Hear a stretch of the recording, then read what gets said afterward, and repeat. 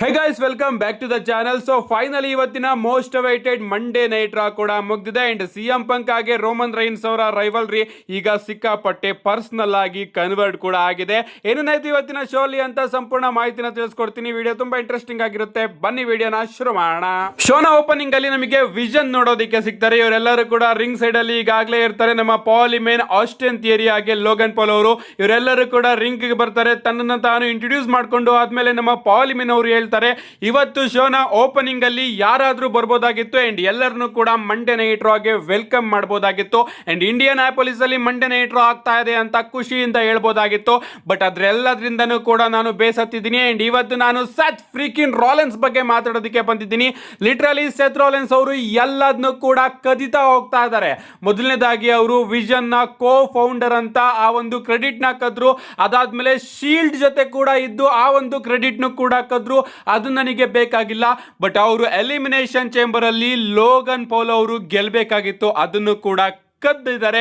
And ಈಗ ಅವರಿಗೆ ಏನಾಗುತ್ತೋ ಅದಕ್ಕೆ ನಾವು ಹೊಣೆ ಅಲ್ಲ ಅಂತ ನಮ್ಮ ಪಾಲಿಮಿನ್ ಅವರು ಸೆತ್ ರಾಲೆನ್ಸ್ ಅವರಿಗೆ ಒಂದು ವಾರ್ನಿಂಗ್ ನ ಕೊಡ್ತಾರೆ. ಇದಾದ್ಮೇಲೆ ನಮ್ಮ ಆಸ್ಟಿನ್ ಥಿಯರಿ ಅವರು ಕೂಡ ಮೈಕ್ ನ ತಗೊಂಡು ಎಲಿಮಿನೇಷನ್ ಚೇಂಬರ್ ಅಲ್ಲಿ ಲೋಗನ್ ಪೌಲ್ ಅವರು ಗೆಲ್ತಾ ಇದ್ರು. ಬಟ್ ಸೆತ್ ರಾಲೆನ್ಸ್ ನೀನ್ ಏನ್ ಮಾಡ್ದೋ ಅದಕ್ಕೆ ನಾನು ಕೂಡ ನಿನ್ನ ಕ್ಷಮಿಸೋದಿಲ್ಲ ಅಂತ ಹೇಳ್ತಾರೆ. ಅಂಡ್ ನಮ್ಮ ಲೋಗನ್ ಪೌಲ್ ಅವರು ಕೂಡ ಮೈಕ್ ನ ತಗೊಂಡು ಎಲಿಮಿನೇಷನ್ ಚೇಂಬರ್ ಅಲ್ಲಿ ನಾನು 3 ಜನ ಸೂಪರ್ ಸ್ಟಾರ್ಸ್ ನ ಎಲಿಮಿನೇಟ್ ಮಾಡಿದೆ. ಲಾಸ್ಟ್ ಟೈಮು ಬ್ರಾಕ್ ಲೆಸ್ನರ್ ಅವರು ಮಾತ್ರ ಈ ರೀತಿ ಮಾಡೋದಕ್ಕೆ ಸಾಧ್ಯ ಆಗಿತ್ತು. ಅಂಡ್ ನಾನು 100% ಗೆಲ್ತಾ ಇದ್ದೆ. ಬಟ್ ನಿನ್ನಿಂದ ನಾನು ಗೆಲ್ಲಿಲ್ಲ ಸೆತ್ ರಾಲೆನ್ಸ್. ನಿಜವಾಗ್ಲೂ ನಾವಂತೂ ನಿನ್ನನ್ನ ಸುಮ್ಮನೆ ಬಿಡೋದಿಲ್ಲ ಅಂತ ಹೇಳ್ತಾರೆ. ಅಂಡ್ ಅದಾದ್ಮೇಲೆ ನಮ್ಮ ಪಾಲಿಮಿನ್ ಅವರು ಮಾಗ್ನ ತಗೊಂಡು ಸೆತ್ ರಾಲೆನ್ಸ್ ಈಗ ಇಲ್ಲಿಗೆ ನೀನು ಬರಲೇಬೇಕು ಅಂತ ಕರೀತಾರೆ. ಬಟ್ ಸಡನ್ ಆಗಿ ನಮ್ಮ ಆಡಮ್ ಪಿಯರ್ಸ್ ಅವರು ಸ್ವಲ್ಪ ಜನ ಸೆಕ್ಯೂರಿಟಿ ಗಾರ್ಡ್ಸ್ ಗಳ ಜೊತೆ ಅಲ್ಲಿಗೆ ಬರ್ತಾರೆ. ನಮ್ಮ ಆಡಮ್ ಪಿಯರ್ಸ್ ಅವರು ಹೇಳ್ತಾರೆ ನನಗೆ ಗೊತ್ತು ಪಾಲಿಮಿನ್ ಹಾಗೆ ವಿಷನ್ ನೀವೆಲ್ಲರೂ ಕೂಡ ಇಲ್ಲಿ ಬಂದು ಮಂಡೇ ನೈಟ್ ರಾನ ಆಕ್ರಮಣ ಮಾಡ್ಕೋಬೇಕು ಅಂತ ಇದ್ದೀರಾ. ಬಟ್ ಈಗ ಅದು ಆಗೋದಿಲ್ಲ. ಅಂಡ್ ನನಗೆ ಗೊತ್ತು ಜೇ ಊಸೋ ಅವರ ಮೇಲೆ ಅಟ್ಯಾಕ್ ಮಾಡಿದ್ದು ಕೂಡ ನೀವೇ ಅಂತ ಹೇಳ್ತಾರೆ. ಅಂಡ್ ಅದಕ್ಕೆ ನಮ್ಮ ಪಾಲಿಮಿನ್ ಅವರು ಇಲ್ಲ, ಜೇ ಊಸೋ ಅವರ ಮೇಲೆ ಅಟ್ಯಾಕ್ ಮಾಡಿದ್ದು ಖಂಡಿತವಾಗ್ಲೂ ಕೂಡ ನಾವಲ್ಲ. ಬಟ್ ಸೆತ್ ರಾಲೆನ್ಸ್ ಅವರೇನಾದ್ರೂ ಇಲ್ಲಿಗೆ ಬಂದ್ರೆ ಅವ್ರ ಮೇಲೆ ಖಂಡಿತವಾಗ್ಲೂ ಕೂಡ ನಾವೇ ಅಟ್ಯಾಕ್ ಮಾಡ್ತೀವಿ. ಇದನ್ನ ನೀನಂತೂ 100% ಕನ್ಫರ್ಮ್ ಅಂತ ಅನ್ಕೋ. ಅಂಡ್ ಸೆತ್ ರಾಲೆನ್ಸ್ ನೀನ್ ಯಾವಾಗ್ಲೇ ಇಲ್ಲಿಗೆ ಬಂದ್ರು ಕೂಡ ನಾವಂತೂ ನಿಮ್ಮನ್ನ ಸುಮ್ನೆ ಬಿಡೋದಿಲ್ಲ. It's not A spoiler, it's not A prediction, it's the god dam promise ಅಂತ ನಮ್ಮ ಪಾಲಿಮಿನ್ ಅವರು ಹೇಳ್ತಾರೆ. ಅಂಡ್ ಆಗ ನಮ್ಮ ಆಡಮ್ ಪಿಯರ್ಸ್ ಅವರು ಇಲ್ಲ, ನಾನು ಇದ್ರ ಬಗ್ಗೆ ಸೆತ್ ರಾಲೆನ್ಸ್ ಅವರ ಬಳಿ ಮಾತಾಡಬೇಕು. ಯಾಕಂದ್ರೆ ಸೆತ್ ರಾಲೆನ್ಸ್ ಅವರು ಇನ್ನೂ ಕೂಡ ಮೆಡಿಕಲಿ ಕ್ಲಿಯರ್ ಆಗಿಲ್ಲ ಅಂತ ಮಾತಾಡ್ತಾ ಇರ್ತಾರೆ. ಸಡನ್ ಆಗಿ ಮಾಸ್ಕ್ ಮ್ಯಾನು ಸೀದಾ ಬಂದು ಅಟ್ಯಾಕ್ ಮಾಡೋದಕ್ಕೆ ಶುರು ಮಾಡ್ತಾನೆ. ಬಟ್ ಸೆಕ್ಯೂರಿಟಿ ಗಾರ್ಡ್ಸ್ ಗಳು ಆ ಒಬ್ಬ ಮಾಸ್ಕ್ ಮ್ಯಾನ್ ನ ಇಟ್ಕೊಂಡು ಅಲ್ಲಿಂದ ಕರ್ಕೊಂಡು ಹೋಗ್ತಾರೆ. ಇದಾದ್ಮೇಲೆ ಕ್ರೌಡ್ ಕಡೆಯಿಂದ ಇನ್ನೊಬ್ಬ ಮಾಸ್ಕ್ ಮ್ಯಾನ್ ನ ಎಂಟ್ರಿ ನಮಗೆ ನೋಡೋದಕ್ಕೆ ಸಿಗುತ್ತೆ. ಅಂಡ್ ಆ ಮಾಸ್ಕ್ ಮ್ಯಾನ್ ಬಂದಾಗ ನಮ್ಮ ಆಸ್ಟಿನ್ ಥಿಯರಿ ಅವರು ಅವರನ್ನ ಅಟ್ಟಾಡಿಸ್ಕೊಂಡು ಕರ್ಕೊಂಡು ಹೋಗ್ತಾರೆ. ಇದಾದ್ಮೇಲೆ ಕ್ರೌಡ್ ಕಡೆಯಿಂದ ಇನ್ನೊಬ್ಬ ಮಾಸ್ಕ್ ಮ್ಯಾನ್ ನ ಎಂಟ್ರಿ ನೋಡೋದಕ್ಕೆ ಸಿಗುತ್ತೆ. ಅಂಡ್ ಆ ಮಾಸ್ಕ್ ಮ್ಯಾನ್ ಬಂದಾಗ ನಮ್ಮ ಲೋಗನ್ ಪೌಲ್ ಅವರು ಅವನನ್ನ ಅಟ್ಟಾಡಿಸ್ಕೊಂಡು ಕರ್ಕೊಂಡು ಹೋಗ್ತಾರೆ. ಅಂಡ್ ರಿಂಗ್ ಒಳಗಡೆ ಪಾಲಿಮಿನ್ ಅವರು ಒಂಟಿಯಾಗಿ ನಿಂತ್ಕೋತಾರೆ. ಅಂಡ್ ಸಡನ್ ಆಗಿ ಇನ್ನೊಬ್ಬ ಮಾಸ್ಕ್ ಮ್ಯಾನ್ ನ ಎಂಟ್ರಿ ನಮಗೆ ನೋಡೋದಕ್ಕೆ ಸಿಗುತ್ತೆ. ಆ ಮಾಸ್ಕ್ ಮ್ಯಾನು ಪಾಲಿಮಿನ್ ಅವರ ಮುಂದೆ ಸ್ಟೇಜ್ ಹತ್ರ ಬಂದು ನಿಂತ್ಕೊಂಡಿರ್ತಾರೆ. ಅಂಡ್ ಅದನ್ನ ನೋಡ್ತಾ ನಮ್ಮ ಪಾಲಿಮಿನ್ ಅವರು ನನ್ನ ಹತ್ರ ಬರಬೇಡ ಹಾಗೆ ಹೀಗೆ ಅಂತ ಮಾತಾಡ್ತಾ ಇರ್ತಾರೆ. ಸಡನ್ ಆಗಿ ಇನ್ನೊಬ್ಬ ಮಾಸ್ಕ್ ಮ್ಯಾನು ಪಾಲಿಮಿನ್ ಅವರ ಹಿಂದೆಯಿಂದನೇ ಬರ್ತಾನೆ. ಅಂಡ್ ಅವನು ಒಂದು ಚೇರ್ ನ ತಗೊಂಡು ಬರ್ತಾನೆ. ಅಂಡ್ ಆ ಸೂಪರ್ ಸ್ಟಾರ್ ಮಾಸ್ಕ್ ನ ತೆಗೆದ್ಮೇಲೆ ಗೊತ್ತಾಗುತ್ತೆ ನಮಗೆ ಅದು ಬೇರೆ ಯಾರು ಅಲ್ಲ, ಸೆತ್ ಫ್ರೀಕಿನ್ ರಾಲೆನ್ಸ್ ಅಂತ.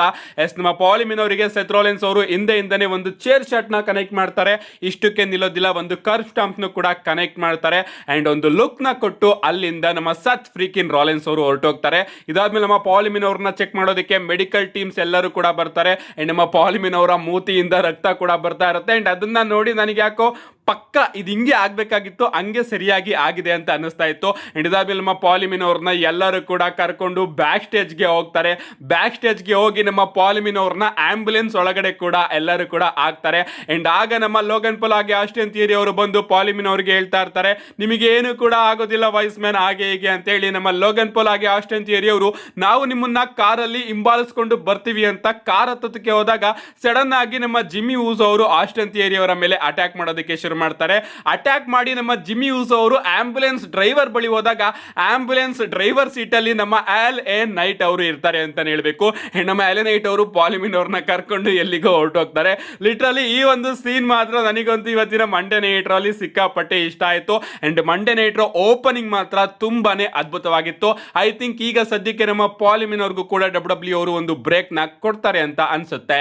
ಇದಾದ್ಮೇಲೆ ನಮಗೆ ಗಂತರ್ ಹಾಗೆ ಡ್ರ್ಯಾಗನ್ ಲೀ ಅವರ ನಡುವೆ ಒಂದು ಸಿಂಗಲ್ಸ್ ಮ್ಯಾಚ್ ನೋಡೋದಕ್ಕೆ ಸಿಗುತ್ತೆ. ಮ್ಯಾಚ್ ಮ್ಯಾಚ್ ಪ್ರಾರಂಭ ಆಗೋದಕ್ಕಿಂತ ಮುಂಚೆನೆ ನಮ್ಮ ಡ್ರ್ಯಾಗನ್ ಲೀ ಅವರು ಗಂತರ್ ಅವರ ಮೇಲೆ ಅಟ್ಯಾಕ್ ಮಾಡೋದಕ್ಕೆ ಶುರು ಮಾಡ್ತಾರೆ. ಫೈನಲಿ ಮ್ಯಾಚ್ ಪ್ರಾರಂಭ ಆಗುತ್ತೆ ಅಂಡ್ ಸ್ವಲ್ಪ ಹೊತ್ತು ನಮ್ಮ ಗಂತರ್ ಅವರು ಪ್ಯೂರ್ ಡಾಮಿನೆಂಟ್ ನ ಮಾಡ್ತಾರೆ ಅಂತಾನೆ ಹೇಳ್ಬೇಕು.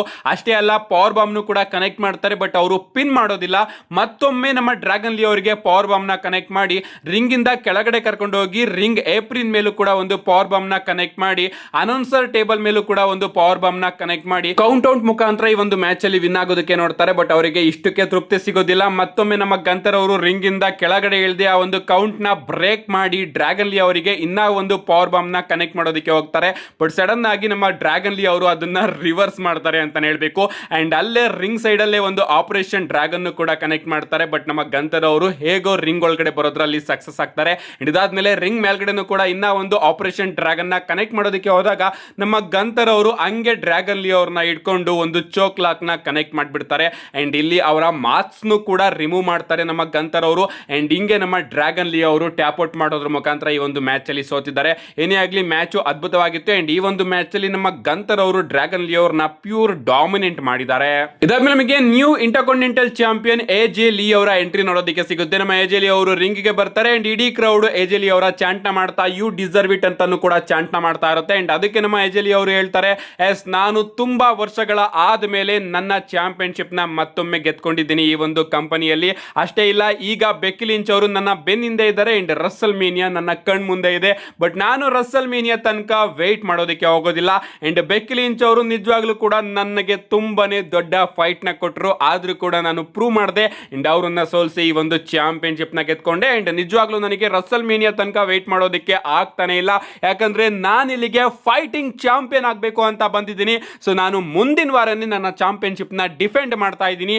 ಯಾರು ಬೇಕಾದ್ರೂ ಕೂಡ ಬರಬಹುದು ನನ್ನನ್ನು ಫೇಸ್ ಮಾಡೋದಕ್ಕೆ ಅಂತ ನಮ್ಮ ಎಜೆ ಲೀ ಅವರು ಓಪನ್ ಚಾಲೆಂಜ್ ನ ಮುಂದಿನ ವಾರದ ಮಂಡೇ ನೈಟ್ ರಾ ಗೆ ಅಫಿಷಿಯಲ್ ಆಗಿ ಅನೌನ್ಸ್ ಮಾಡಿದ್ದಾರೆ. ಅಂಡ್ ತನ್ನ ಹಸ್ಬೆಂಡ್ ರೀತಿನೇ ಎಜೆ ಲೀ ಅವರು ಕೂಡ ಫೈಟಿಂಗ್ ಚಾಂಪಿಯನ್ ಆಗಬೇಕು ಅಂತ ಅನ್ಕೊಂಡಿದ್ದಾರೆ. ಇದಾದ್ಮೇಲೆ ನಮಗೆ ಎಲ್ ಗ್ರಾಂಡೆ ಅಮೆರಿಕಾನೋ ಹಾಗೆ ರಾಯೋ ಅಮೆರಿಕಾನೋ ಅವರ ನಡುವೆ ಕೂಡ ಒಂದು ಸಿಂಗಲ್ಸ್ ಮ್ಯಾಚ್ ನೋಡೋದಕ್ಕೆ ಸಿಗುತ್ತೆ. ಇನ್ನ ಈ ಒಂದು ಮ್ಯಾಚ್ ಕಡೆ ಬರೋದಾದ್ರೆ ಮ್ಯಾಚ್ ಚೆನ್ನಾಗಿತ್ತು ಅಂತಾನೆ ಹೇಳ್ಬೇಕು. ಅಂಡ್ ಮ್ಯಾಚ್ ಅಲ್ಲಿ ಒಂದು ರೀತಿ ಮಿಕ್ಸ್ಡ್ ಎಂಟರ್ಟೈನ್ಮೆಂಟ್ ಮ್ಯಾಚ್ ಇರುತ್ತಲ್ಲ, ಆ ರೀತಿ ಈ ಒಂದು ಮ್ಯಾಚ್ ಇತ್ತು. ಅಂಡ್ ಈ ಒಂದು ಮ್ಯಾಚ್ ಅಲ್ಲಿ ನಮ್ಮ ಎಲ್ ಗ್ರಾಂಡೆ ಅಮೆರಿಕಾನೋ ಅವರು ರಾಯೋ ಅಮೆರಿಕಾನೋ ಅವ್ರನ್ನ ಪಿನ್ ಮಾಡೋದ್ರ ಮುಖಾಂತರ ವಿಕ್ಟರಿನ ಗಳಿಸ್ಕೊಂಡಿದ್ದಾರೆ. ಸೊ ನಾನ್ ನೋಡೋದಕ್ಕೆ ಕಾಯ್ತಾ ಇದ್ದೀನಿ ಯಾವಾಗ ನಮ್ಮ ಒರಿಜಿನಲ್ ಎಲ್ ಗ್ರಾಂಡೆ ಅಮೆರಿಕಾನೋ ಅವರು ಇಂಪೋಸ್ಟರ್ ಎಲ್ ಗ್ರಾಂಡೆ ಅಮೆರಿಕಾನೋ ಅವರ ಮುಖವಾಡನ ಕಳುತ್ತಾರೆ ಅಂತ. ಇದಾದ್ಮೇಲೆ ಬ್ಯಾಕ್ ಸ್ಟೇಜ್ ಅಲ್ಲಿ ನಮಗೆ ಜಡ್ಜ್ಮೆಂಟ್ ಡೇ ಅವರು ನೋಡೋದಕ್ಕೆ ಸಿಗ್ತಾರೆ. ನಮ್ಮ ಡೊಮಿನಿಕ್ ಮಿಸ್ಟೀರಿಯೋ ಅವರು ಜೆಡಿ ಮೆಕ್ಡೊನಾಗ್ ಹಾಗೆ ಫಿನ್ ಬ್ಯಾಲರ್ ಅವರಿಗೆ ಕೇಳ್ತಾರೆ, ಇವತ್ತು ನಾನು ನನ್ನ ಚಾಂಪಿಯನ್ಶಿಪ್ ನ ಡಿಫೆಂಡ್ ಮಾಡ್ತಾ ಇದ್ದೀನಿ ಅಂಡ್ ನೀವು ಹೆಲ್ಪ್ ಮಾಡೋದಕ್ಕೆ ರಿಂಗ್ ಸೈಡ್ ಅಲ್ಲಿ ಇರ್ತೀರಾ ಅಲ್ವಾ ಅಂತ. ಅಂಡ್ ಅದಕ್ಕೆ ನಮ್ಮ ಜೆಡಿ ಮೆಕ್ಡೊನಾಗ್ ಅವರು ಹೌದು ನಾವು ಇರ್ತೀವಿ ಅಂತ ಹೇಳ್ತಾರೆ. ಬಟ್ ಇಲ್ಲಿ ನಮ್ಮ ಫಿನ್ ಬ್ಯಾಲರ್ ಅವರು ಇಲ್ಲ ಡೊಮಿನಿಕ್ ಮಿಸ್ಟೀರಿಯೋ ನೀನಾಗೆ ನಿನ್ನ ಚಾಂಪಿಯನ್ಶಿಪ್ ನ ಡಿಫೆಂಡ್ ಮಾಡಬೇಕು ಅಂತ ಹೇಳ್ತಾರೆ. ಅಂಡ್ ಅದಕ್ಕೆ ನಮ್ಮ ಡೊಮಿನಿಕ್ ಮಿಸ್ಟೀರಿಯೋ ಅವರು ನಾನೇನಲ್ಲಿ ನಿಮಗೆ ಹೆಲ್ಪ್ ಮಾಡೋದಕ್ಕೆ ಇರಿ ಅಂತ ಹೇಳ್ತಾ ಇಲ್ಲ, ಬಟ್ ನಾನು ನನ್ನ ಚಾಂಪಿಯನ್ಶಿಪ್ ನ ಸಕ್ಸಸ್ಫುಲಿ ಡಿಫೆಂಡ್ ಮಾಡ್ಕೊಂಡಾದ್ಮೇಲೆ ಸೆಲೆಬ್ರೇಷನ್ ಮಾಡ್ತೀನಲ್ಲ ಅದಕ್ಕೆ ನೀವು ಇರ್ತೀರಾ ಅಲ್ವಾ ಅಂತ ಕೇಳಿದಾಗ ನಮ್ಮ ಫಿನ್ ಬ್ಯಾಲರ್ ಅವರು ಹೌದು ನಾವೆಲ್ಲರೂ ಕೂಡ ಇರ್ತೀವಿ, ಯಾಕಂದ್ರೆ ನಾವೆಲ್ಲರೂ ಕೂಡ ಫ್ಯಾಮಿಲಿ ಅಂತ ಹೇಳ್ತಾರೆ. ಲಿಟರಲಿ ನಮ್ಮ ಡೊಮಿನಿಕ್ ಮಿಸ್ಟೀರಿಯೋ ಅವರು ಹೇಳ್ತಾರಲ್ಲ, ನಿಮ್ಮ ಹೆಲ್ಪ್ ಏನ್ ನನಗೆ ಬೇಡ, ಬಟ್ ನಾನು ಗೆದ್ದಾದ್ಮೇಲೆ ಸೆಲೆಬ್ರೇಟ್ ಮಾಡೋದಕ್ಕೆ ನೀವು ರಿಂಗ್ ಸೈಡ್ ಅಲ್ಲಿ ಇರಿ ಅಂತ. ಸೊ ಈ ಒಂದು ಲೈನು ಇವತ್ತು ನಮ್ಮ ಡೊಮಿನಿಕ್ ಮಿಸ್ಟೀರಿಯೋ ಅವರು ಚಾಂಪಿಯನ್ಶಿಪ್ ನ ಸೋಲೋದಕ್ಕೆ ಕಾರಣ ಆಗುತ್ತೆ ಅಂತಾನೆ ಹೇಳ್ಬೇಕು. ಅಂಡ್ ಇದಾದ್ಮೇಲೆ ನಮಗೆ ಡೊಮಿನಿಕ್ ಮಿಸ್ಟೀರಿಯೋ ಹಾಗೆ ಪೆಂಟಾ ಅವರ ನಡುವೆ ಇಂಟರ್ಕಾಂಟಿನೆಂಟಲ್ ಚಾಂಪಿಯನ್ಶಿಪ್ ಗೆ ಒಂದು ಸಿಂಗಲ್ಸ್ ಮ್ಯಾಚ್ ನೋಡೋದಕ್ಕೆ ಸಿಗುತ್ತೆ. ನಮ್ಮ ಫಿನ್ ಬ್ಯಾಲರ್ ಹಾಗೆ ಜೆಡಿ ಮೆಕ್ಡೊನಾಗ್ ಅವರು ರಿಂಗ್ ಸೈಡ್ ಅಲ್ಲಿ ಒಂದು ಸೋಫಾ ಹಾಕೊಂಡು ಕೂತ್ಕೊಂಡಿರ್ತಾರೆ. ಮ್ಯಾಚ್ ಕಡೆ ಬರೋದಾದ್ರೆ ಪ್ಯೂರ್ ಕ್ಲಾಸಿಕ್ ಮ್ಯಾಚ್ ನ ನಮ್ಮ ಡೊಮಿನಿಕ್ ಮಿಸ್ಟೀರಿಯೋ ಹಾಗೆ ಪೆಂಟಾ ಅವರು ಸೇರ್ಕೊಂಡು ಡೆಲಿವರ್ ಮಾಡಿದ್ದಾರೆ ಅಂತಾನೆ ಹೇಳ್ಬೇಕು. ದಿಸ್ ಇಸ್ ಆಸಮ್ ಅನ್ನೋ ಒಂದು ಚಂಟ್ ಕೂಡ ನಮಗೆ ಈ ಒಂದು ಮ್ಯಾಚ್ ಅಲ್ಲಿ ನೋಡೋದಕ್ಕೆ ಸಿಗ್ತಾ ಇರುತ್ತೆ. ಒಂದ್ ಟೈಮ್ ಅಲ್ಲಿ ನಮ್ಮ ಪೆಂಟಾ ಅವರ ಶೋಲ್ಡರ್ ಗೆ ಏಟ್ ಆಗುತ್ತೆ ಅಂಡ್ ರೆಫ್ರಿ ಪೆಂಟಾ ಅವರನ್ನ ಚೆಕ್ ಮಾಡಬೇಕಾದ್ರೆ ನಮ್ಮ ಡೊಮಿನಿಕ್ ಮಿಸ್ಟೀರಿಯೋ ಅವರು ಫಿನ್ ಬ್ಯಾಲರ್ ಹಾಗೆ ಜೆಡಿ ಮೆಕ್ಡೊನಾಗ್ ಅವರನ್ನ ಕೇಳ್ತಾರೆ, ನೀವು ಹೋಗಿ ಒಂದು ಹ್ಯಾಮರ್ ನ ನನಗೆ ತಗೊಂಡು ಬಂದು ಕೊಡು ಅಂತ.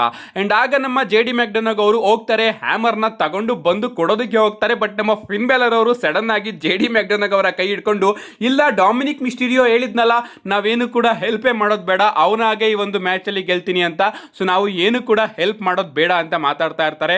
ಅಷ್ಟೊತ್ತಿಗೆ ನಮ್ಮ ಪೆಂಟಾ ಅವರು ಡೊಮಿನಿಕ್ ಮಿಸ್ಟೀರಿಯೋ ಹಾಗೆ ಫಿನ್ ಬ್ಯಾಲರ್ ಅವರ ಮೇಲೆ ಒಂದು ಡೈವ್ ನ ಕನೆಕ್ಟ್ ಮಾಡಿ ರಿಂಗ್ ಮೇಲ್ಗಡೆ ಬರ್ತಾರೆ. ಅಂಡ್ ರಿಂಗ್ ಮೇಲ್ಗಡೆ ಬಂದು ಒಂದು ಮೆಕ್ಸಿಕನ್ ಡಿಸ್ಟ್ರಾಯರ್ ನ ಕನೆಕ್ಟ್ ಮಾಡಿ ಡೊಮಿನಿಕ್ ಮಿಸ್ಟೀರಿಯೋ ಅವ್ರನ್ನ ಪಿನ್ ಮಾಡೋದ್ರ ಮುಖಾಂತರ ಈ ಒಂದು ಮ್ಯಾಚ್ ಅಲ್ಲಿ ನಮ್ಮ ಪೆಂಟಾ ಅವರು ಹೊಸ ಇಂಟರ್ ಕಾಂಟಿನೆಂಟಲ್ ಚಾಂಪಿಯನ್ ಆಗಿದ್ದಾರೆ. ಲಿಟರಲಿ ಮ್ಯಾಚ್ ಅದ್ಭುತವಾಗಿ ಆಗಿತ್ತು ಅಂಡ್ ಮ್ಯಾಚ್ ನ ರಿಸಲ್ಟ್ ಅಂತೂ ಸಿಕ್ಕಾಪಟ್ಟೆ ಶಾಕಿಂಗ್ ಆಗಿತ್ತು. ಯಾಕಂದ್ರೆ ಈ ಒಂದು ಟೈಮಲ್ಲಿ ನಮ್ಮ ಡೊಮಿನಿಕ್ ಮಿಸ್ಟೀರಿಯೋ ಅವರು ಚಾಂಪಿಯನ್ಶಿಪ್ ನ ಸೋಲ್ತಾರೆ ಅಂತ ನಾನಂತೂ ಅನ್ಕೊಂಡಿರಲಿಲ್ಲ. ಬಟ್ ಡಬ್ಲ್ಯೂ ಅವರು ಈ ಒಂದು ಡಿಸಿಷನ್ ನ ತಗೊಂಡಿದ್ದಾರೆ, ಯಾಕೋ ಗೊತ್ತಿಲ್ಲ. ಒಟ್ಟಿನಲ್ಲಿ ನಮ್ಮ ಪೆಂಟಾ ಅವರು ಇವತ್ತು ಮಂಡೇ ನೈಟ್ ರಾ ಅಲ್ಲಿ ಹೊಸ ಇಂಟರ್ಕಾಂಟಿನೆಂಟಲ್ ಚಾಂಪಿಯನ್ ಆಗಿದ್ದಾರೆ and Judgment Day breakup tease ನು ಕೂಡ ಡಬ್ಲ್ಯೂ ಅವರು ಇವತ್ತು ಮಂಡೇ ನೈಟ್ ರಾ ಅಲ್ಲಿ ತೋರಿಸಿದ್ದಾರೆ. ಇದಾದ್ಮೇಲೆ ಸಡನ್ ಆಗಿ ನಮ್ಮ ರೂಸೆವ್ ಅವರು ಕ್ರೌಡ್ ಕಡೆಯಿಂದ ಬಂದು ನಾನಿಗಂತೂ ಒಬಾಫೆಮಿ ಅವರ ಬಗ್ಗೆ ಮಾತನ್ನ ಕೇಳಿ ಕೇಳಿ ಸಾಕಾಗಿದೆ ಅಂತ ಅನೌನ್ಸರ್ ಟೇಬಲ್ ಮೇಲ್ಗಡೆ ಎತ್ತಿ, ಒಬಾಫೆಮಿ ನನಗೆ ಗೊತ್ತು ನೀನು ಬ್ಯಾಕ್ ಸ್ಟೇಜ್ ಅಲ್ಲಿ ಇದೆಯಾ ಅಂತ, ಸೊ ಈಗಲೇ ಇಲ್ಲಿಗೆ ಬಾ, ಯಾಕಂದ್ರೆ ನಿನಗೂ ಕೂಡ ಫೈಟ್ ಬೇಕು, ನನ್ಗೂ ಕೂಡ ಫೈಟ್ ಬೇಕು. So Bulgarian tiger ruler of ನೈಜೀರಿಯಾನ ಕರಿತಾ ಇದ್ದಾನೆ, ನೀನ್ ಬರೋ ತನಕನೂ ಕೂಡ ನಾನಿಲ್ಲಿಂದ ಹೋಗೋದಿಲ್ಲ, ಅಥವಾ ನೀನೇನಾದ್ರೂ ನಿನ್ನ ತಂದೆ ಆಡಮ್ ಪಿಯರ್ಸ್ ಅವ್ರನ್ನ ಕೇಳಿ ಬರ್ತೀನಿ ಅಂದ್ರೂ ಕೂಡ ಅಫ್ಕೋರ್ಸ್ ಬಾ ಅಂತ ಕರೀತಾರೆ. ಅಂಡ್ ಸಡನ್ ಆಗಿ ನಮಗೆ ಒಬಾಫೆಮಿ ಅವರ ಎಂಟ್ರಿ ನೋಡೋದಕ್ಕೆ ಸಿಗುತ್ತೆ. ನಮ್ಮ ರೂಸೆವ್ ಆಗಿ ಒಬಾಫೆಮಿ ಅವರ ಫೇಸ್ ಆಫ್ ನಮಗೆ ನೋಡೋದಕ್ಕೆ ಸಿಗುತ್ತೆ. ಪಂಚಸ್ ಗಳ ಎಕ್ಸ್ಚೇಂಜ್ ಕೂಡ ಇವರಿಬ್ರು ಇಲ್ಲಿ ಮಾಡ್ತಾರೆ. ಅಂಡ್ ನಮ್ಮ ರೂಸೆವ್ ಅವರು ಎಷ್ಟೇ ಕಿಕ್ ಹೊಡೆದ್ರು ಕೂಡ ಒಬಾಫೆಮಿ ಅವರು ಬೀಳ್ತಾ ಇರೋದಿಲ್ಲ. ಅಂಡ್ ಫೈನಲಿ ನಮ್ಮ ಒಬಾಫೆಮಿ ಅವರು ರೂಸೆವ್ ಅವ್ರನ್ನ ಎತ್ತಿ ಬಿಸಾಕಿ ರಿಂಗ್ ಇಂದ ಕೆಳಗಡೆ ಹಾಕೋದ್ರ ಮುಖಾಂತರ ರಿಂಗ್ ಮೇಲ್ಗಡೆ ಸ್ಟ್ಯಾಂಡ್ ಟಾಲ್ ಆಗಿ ನಿಂತ್ಕೋತಾರೆ. ಲಿಟರಲಿ ಈ ಒಂದು ಸೆಗ್ಮೆಂಟ್ ಇದೆಯಲ್ಲ ನಮ್ಮ ರೂಸೆವ್ ಆಗಿ ಒಬಾಫೆಮಿ ಅವರ ನಡುವೆ, ಈ ಒಂದು ಸೆಗ್ಮೆಂಟ್ ನನಗೆ ಮೈನ್ ಇವೆಂಟ್ ಲೆವೆಲ್ ನ ಫೀಲ್ ಕೊಡ್ತಾ ಇತ್ತು. ಲಿಟರಲಿ ಈ ಒಂದು ಫ್ಯೂಡ್ ನ ಡಬ್ಲ್ಯೂ ಅವರು ಯಾವ್ದಾದ್ರು ಒಂದು ಚಾಂಪಿಯನ್ಶಿಪ್ ಗೋಸ್ಕರ ಮಾಡಿಸಿದ್ರೆ ಇನ್ನೂ ಕೂಡ ಚೆನ್ನಾಗಿರೋದು. ಇವರಿಬ್ರು ಬಳಿ ಏನು ಕೂಡ ಇಲ್ಲ, ಆದ್ರೂ ಕೂಡ ಈ ಒಂದು ಸೆಗ್ಮೆಂಟ್ ಪ್ಯೂರ್ ಮೈನ್ ಇವೆಂಟ್ ನ ಫೀಲ್ ನ ಕೊಡ್ತಾ ಇತ್ತು. ನಿಮ್ಗೂ ಕೂಡ ಅದೇ ರೀತಿ ಅನ್ಸಿದ್ರೆ ಕಮೆಂಟ್ ಸೆಕ್ಷನ್ ಅಲ್ಲಿ ಕಮೆಂಟ್ ಮಾಡಿ.